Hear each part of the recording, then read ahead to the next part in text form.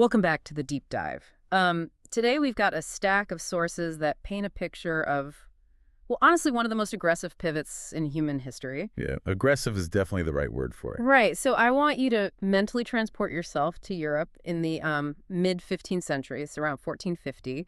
And if you look at a map from that time, Europe feels really like claustrophobic. It really does. It's totally landlocked, hemmed in, and I mean, honestly, it's a bit of a backwater compared to the massive empires in the East. Right. If you're standing in Paris or London in 1450, power is terrestrial. You Okay. know, it's measured in acreage and how many pikemen you can march across a muddy field. Yeah. Right. The Atlantic Ocean isn't a highway, it's a wall. It's the literal end of the world. Like, here be monsters on the edge of the map. But then you fast forward just 200 years, right, to 1648, and the entire geopolitical script is completely flipped. It's totally different. Power isn't just about land anymore. It's maritime. It's global. It's driven by ships and deep-water trade routes and colonies that are thousands of miles away. It's a massive shift in a really short window. I mean, Europe went from being cornered to essentially dominating the globe. So the mission for this deep dive is to unpack how that happened. And we aren't just looking at the famous explorers here. Right, no, we're looking at the systems, the economics, the technology, and just the sheer audacity that allowed Europe to pull this off. Yeah, and to understand the how, we really have to start with the why. Why leave the safety of the coast in the first place? Because it wasn't just curiosity, right? No, definitely not. It was a massive supply chain crisis. The Ottoman problem. Exactly. You have this insatiable demand in Europe for luxury goods, silk, spices, porcelain. These were the ultimate status symbols of the era. Right, but the Ottoman Empire sat right on top of the traditional land routes to Asia. They controlled the crossroads. And naturally, they taxed the transit heavily. Oh, heavily. By the time a bag of pepper made it from India to a market in Venice, the markup was just astronomical. So it's simple economics, really. The middlemen were taking way too big a cut, and the European powers needed a workaround. They needed a direct line to the source. Right, so that's the catalyst. But the engine that sustained this expansion wasn't just, the desire for cheaper pepper. It was a specific economic worldview, right? Yes. Called mercantilism. This is a term that gets thrown around in history books a lot, but Yeah. I think people miss how aggressive it actually is. It's extremely aggressive. Mercantilism isn't just, hey, we like trade. It's based on this core idea that wealth is a zero-sum game. That is the crucial distinction. The prevailing economic theory of the time was that the world's wealth, specifically gold and silver, was finite. Like a fixed pie. Exactly a fixed pie. Which is a terrifying way to run a world economy if you think about it. Because if the pie never grows, the only way for me to get a bigger slice is to physically take yours. It effectively guarantees conflict. Oh. It turns trade into war by other means. Right. The goal of the state under mercantilism is to hoard as much bullion, gold, and silver as possible. You want to export everything and import nothing. So the cash flows in and just stays there. Exactly. And this is where colonies stop being just random outposts and become vital organs of the state. In a mercantilist system, you absolutely need colonies. Because they serve two purposes, right? First, there's resource extraction.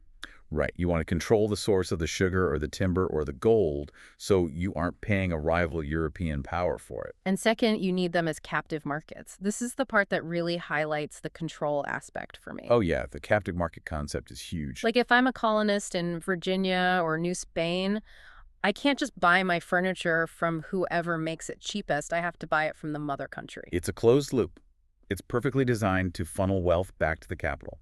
You extract raw materials from the periphery, you manufacture goods in the center, and you sell them right back to the periphery. So let's look at who won the lottery in this system early on. Spain. Spain hit the jackpot. They didn't just find trade routes, they found the actual money. Spain's experience in the Americas, specifically after the conquest of the Aztec and Inca empires, is the ultimate example of this bullionism. We are talking about literal mountains of silver. Right, Potosi in modern-day Bolivia. Potosi was an absolute industrial complex of extraction. The silver coming out of there didn't just make Spain rich, it fundamentally broke the European economy for a while. You're talking about the price revolution, right? Yes, they flooded Europe with so much silver that the value of the currency plummeted. Inflation just went through the roof. It's a classic lesson in economics. Having more money doesn't mean you have more wealth if you don't have the goods to back it up. Exactly. Meanwhile, Portugal was playing a totally different game. They weren't conquering massive land empires. Initially, they were building a network. Great. Their strategy in the Indian Ocean was what the sources call a thalassocracy. Yes, a sea-based empire. They captured strategic choke points, places like Malacca, Goa, and Hormuz. They didn't need to own the land, they just needed to own the ports. Right, they built toll booths on the ocean. Effectively, yes. They forced merchant vessels to buy passes to trade in waters that had previously been open to everyone. Okay, so that's the gold part of the classic gold, God, and glory trio. Let's pivot to the God aspect. Yeah, because I think it's easy for modern cynicism to write this off as just a convenient cover story for greed. But looking at the sources, that seems like a mistake. It is a mistake. Right. The religious motivation was incredibly potent. You have to remember, this is an era of absolute conviction. Right. Both Catholic and Protestant powers viewed expansion as a literal metaphysical duty. And the Jesuits are a prime example here. They weren't just tagging along. They were the vanguard. They were deeply embedded in China, in India, in the Americas. The Jesuits were often the very first point of contact. Handling education and conversion, but also gathering intelligence. Exactly. It was a spiritual mission with massive geopolitical consequences. But this religious zeal creates some major contradictions, and nothing highlights that better than Bartolomé de las Casas. Oh, de las Casas is such a fascinating and complex figure. He was a Spanish priest who actually witnessed the brutality of the encomienda system. Which was the forced labor of indigenous people in the Caribbean, right? Yes, and he didn't just stay quiet about it. He went back to the Spanish court and lobbied incredibly hard for indigenous rights. He straight up called the conquistadors tyrants. He argued that these were human beings with souls to be saved, not beasts to be worked to death. And he actually successfully influenced the new laws of 1542 to protect indigenous populations. But, and here is the massive uncomfortable but, his solution to the labor shortage that was caused by protecting indigenous people was to advocate for the importation of enslaved people from Africa. Yeah. Later in life, he regretted that suggestion too, realizing the injustice was exactly the same. But it perfectly encapsulates the moral blindness of the era. Even the humanitarians were operating within a framework that just accepted exploitation as a baseline necessity for economic growth. Right. And then we have glory. This feels almost like the ultimate ego contest of the monarchs. It was a high-stakes board game. Exploration was the ultimate status symbol. If you could claim a continent, you were a serious player. And the Treaty of Tordesillas in 1494 is just the peak of this arrogance. It really is. Spain and Portugal are arguing over who gets what. So they go to the Pope, and he literally draws a line down the Atlantic Ocean. A line on a map nobody had even fully explored yet. Right. And the decree was just everything west of this line is Spain's, everything east is Portugal's. They divided the non-European world between them, completely ignoring the people who actually live there. Not to mention ignoring the other European powers like England or France. Which, of course, the English and Dutch eventually ignored completely. But to even get to the point where you can argue over continents, you need to be able to cross the ocean without dying. Which brings us to the how, the tech stack. Oh, this is the Silicon Valley moment of the 15th century. The barrier to entry for the Atlantic was purely technological. Let's break down the kit. Because it wasn't just about having a bigger boat. It was about data and orientation. First, you have the magnetic compass. That allows you to trust your direction when the land completely disappears. But the bigger problem was knowing where you were on the north-south axis. Exactly, which is your latitude. And for that, they adopted the astrolabe and the quadrant from the Arab world. And these allowed navigators to measure the angle of the sun or the stars above the horizon. Right, and if you know that angle, you know your latitude. So you stop guessing and you start actually navigating. But you still need a vehicle that can physically survive the Atlantic. Mediterranean galleys with oars were absolutely not going to cut it. Enter the Caravel. The Caravel was robust. It had a sternpost rudder for way better steering, but the absolute killer app was the lateen sail. This is the triangular sail, right? Why was that such a breakthrough compared to the square sails everyone else used? Well, square sails are great if the wind is right behind you. But if the wind is coming at you, you're dead in the water. You're stuck. Right. The lateen sail acts more like an airplane wing. It generates lift. It allows you to tack to zigzag against the wind. That's the difference between being a prisoner of the weather and being a master of it. Precisely. It unlocked the entire ocean. You could go where you wanted to go, not just where the wind happened to blow you. And then there's the software, the Portolani. These were the charts.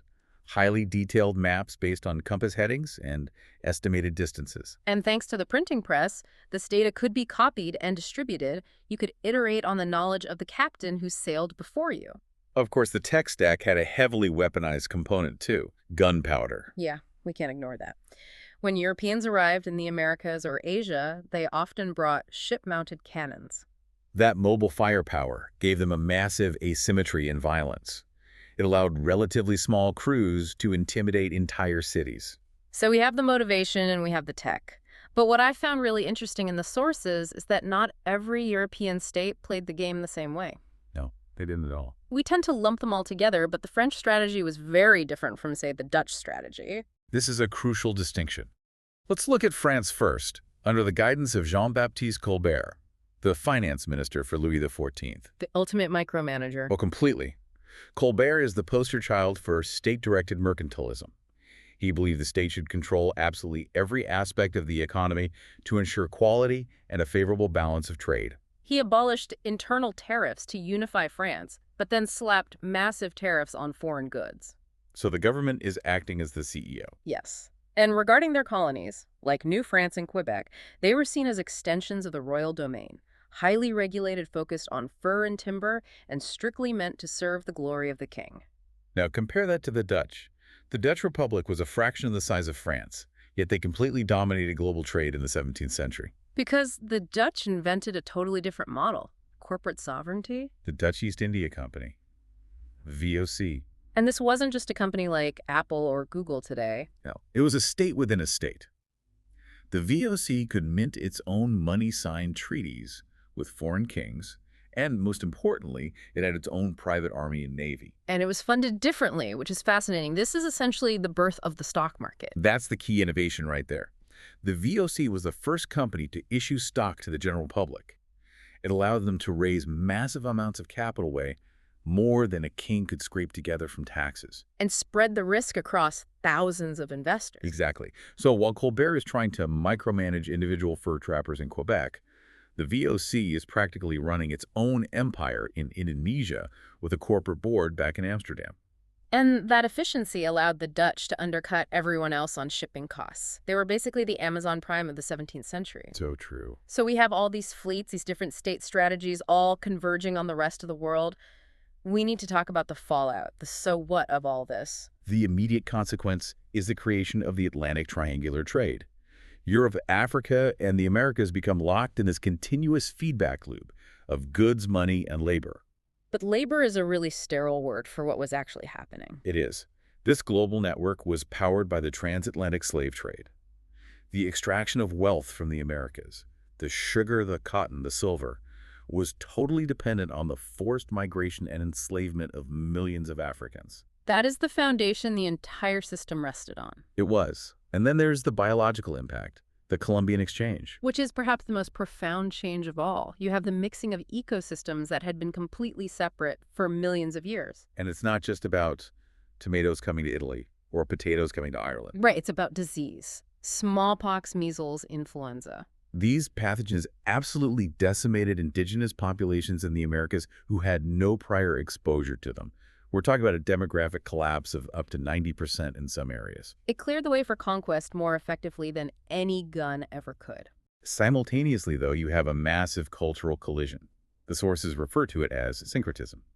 Unpack that a bit. What does syncretism actually look like on the ground? It's the remixing of cultures. It's when you see Catholic saints in Latin America being depicted with indigenous features or symbols. Or the blending of African religious traditions with Christianity in places like Brazil or the Caribbean. Exactly. It's the creation of entirely new cultures out of the violent collision of the old ones. So if we zoom out and look at this whole period, 1450 to 1648, we are watching the world go from isolated pockets to a single, connected, albeit very violent system. That's the main takeaway. Yeah. Europe broke out of its corner using a specific combination of new technology, religious zeal, and a ruthless economic logic. They completely redrew the map. And they set the rules for the modern world. The global trade networks, the banking systems, the very concept of a world economy, it all starts right here.